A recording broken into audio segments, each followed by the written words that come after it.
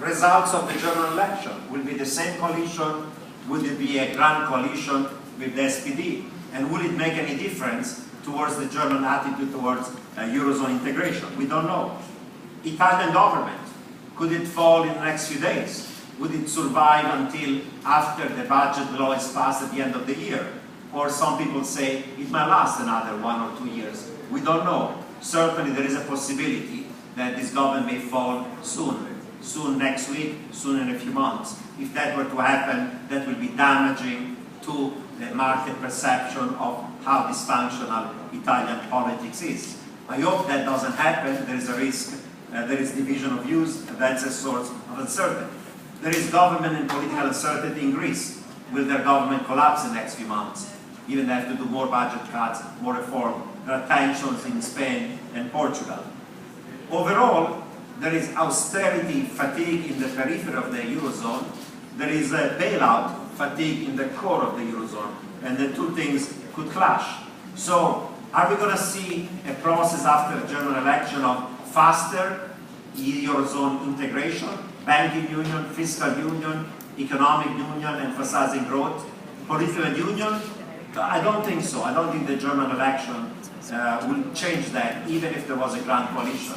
The Germans want to go slow on the banking stuff. The fiscal union is not even on the table, Eurobonds and other things. And of course, economic growth is not on the agenda, and political union is going to take a decade.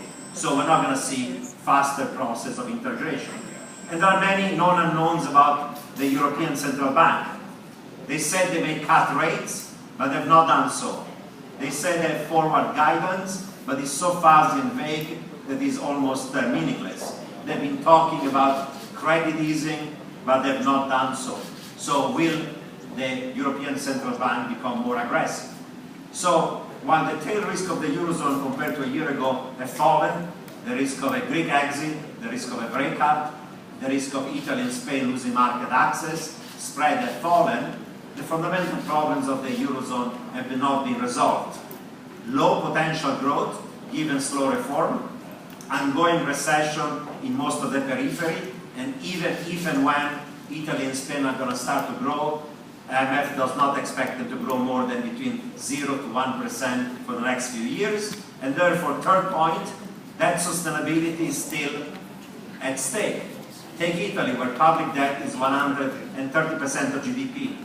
Once real rates go higher, as they will, as there'll be normalization in Germany, in the United States, and once growth is less than 1%, you need a primary surplus of 4% of GDP to stabilize the debt ratio at a very high level of 130. Today we are at 2% falling. How are you going to go from 2 to 4? Looks like mission either impossible or difficult. Therefore, the debt dynamic is going to remain fragile, if not unstable or unsustainable. Same story for Spain. Fourth problem of the Eurozone, in addition to low potential growth, mediocre recovery, and debt sustainability, the loss of competitiveness has not been reversed, certainly not in Italy, not in France, where unit labor costs have fallen. They've fallen more in Greece, Ireland, Portugal, Spain, but any strength of the euro undoes that internal devaluation, and part of the fall in the trade current account deficit is not structural, it's cyclical due to the collapse of imports following severe recession. So many of the fundamental problems of the Eurozone remain, even if the tail risks are reduced. On other advanced economies, UK is a bit like the ECB. Their forward guidance is mushy, it's not prevented a rise in long-term and short-term yields. It could crimp their own recovery like the Eurozone, and Carney is speaking about more aggressive forward guidance, but the Bank of England has not done much more. So talk is cheap. Open mouth operations don't mean anything. Either you cut rates or do more QE, or that rise in rates is going to continue. In Japan, they've now won the elections in the upper house. The two big questions in Japan are, will Abe now do the third arrow reform, structural reforms, Trans-Pacific Partnership, and trade liberalization that is key to restore growth? Will he increase the consumption tax next year or not?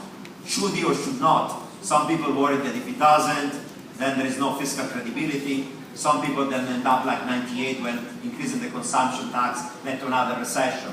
Those are the two known unknowns about Japan. Let me move to emerging markets.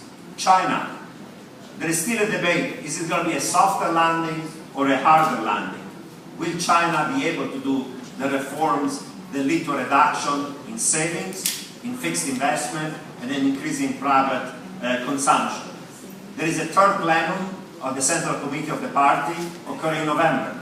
There will be some reforms, maybe some modest political reforms, some financial reform, some land reform, some change in the system of letting migrant workers get residence, better investment climate for business, maybe a Shanghai trade zone, maybe more environmentally friendly growth. But the key issues are state-owned enterprise reform, they're not going to do it, and more direct policies to reduce saving and increase consumption, they may not happen. And therefore, I'm worried that investment will fall, consumption is not going to increase, that by next year growth in China is less than 7%, by the end of next year less than 6%. It's not a true hard landing, it's not even a soft landing. China is a collective leadership of 7 men in the Standing Committee of the Politburo. Some are reformers, some support the state-owned enterprises, the provincial government, the state sector, the People's Liberation Army. They are resisting reform. You don't have a strong leader like Mao Zedong or Deng Xiaoping who can say, let's go straight left, straight right. They have a collective leadership. All the changes are going to occur cautiously, gradually, conservatively, while China has to move fast. That's why I still worry about the hard landing of China. Now, emerging markets, they used to be the darlings of the world economy. Advanced economy didn't used to grow, but at least emerging markets were growing very fast. Now slow down in China, in India, in Brazil, in South Africa, in all of the BRICS. Now, these emerging markets did, after their own crisis, reform, first generation reform, fiscal adjustment, macro adjustment, some trade liberalization, some privatization, some foreign direct investment, but they never really implemented the second generation reforms, those that lead to significant structural reforms of the economy. If anything, they moved away from market-oriented reforms towards variants of state capitalism, especially in China and Russia, but even in India, even in Brazil. So some of the story about the BRICS and emerging market was really a myth, was not a reality. And these emerging markets were lucky.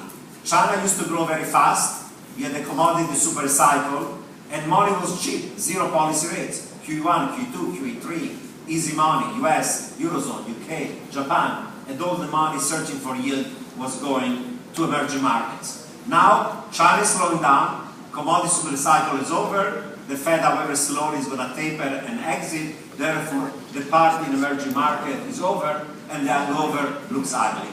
So, some of these emerging markets have better macroeconomic conditions, some of them, even important ones, are weak.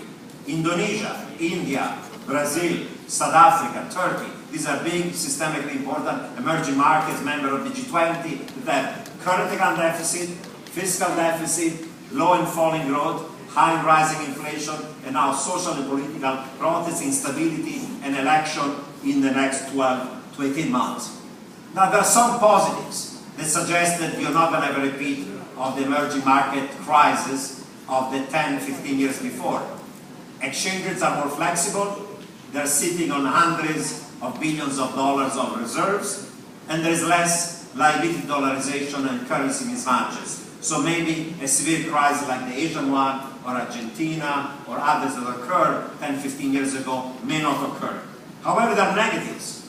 They have a policy dilemma. If they increase interest rates to avoid the currency free falling and causing higher inflation, they're going to kill the growth, they're going to damage banks and corporates. So that's going to be a negative. Interest rate defense, and it's not going to be credible, especially as you have election coming and they cannot afford low growth, let alone recession. If instead they cut policy rates to boost growth, the currency would go in free fall and then jeopardize the financing of large current account deficits with lower interest rates. So damn if you do, damn if you don't. And if you lose a nominal anchor by reducing interest rates, you could have a free fall of currency that feeds into inflation, into more currency depreciation. So you could get into a bad equilibrium. Therefore, there are no easy choices for these countries. And you have these elements of political instability, protests in Turkey, protests in Brazil, strikes in South Africa, uneasiness and political instability in Indonesia where you have election, or India next year as well. So that's not going to help in terms of having a coherent macroeconomic policy framework or accelerating reforms that they didn't do in good times, let alone being able to do them in bad times. Let me conclude with some observation about geopolitical risk of the matter. There's the Middle East. It's the risk of Syria. If there is an attack, if the attack is not limited in time and scope, oil prices could go higher for longer, and the last thing that the global economy needs right now is another spike in oil prices. It will be negative for US, Europe, Japan, China, India, and all economies that net oil and energy important. Hopefully it will be limited in strike if it does occur. That's another known unknown.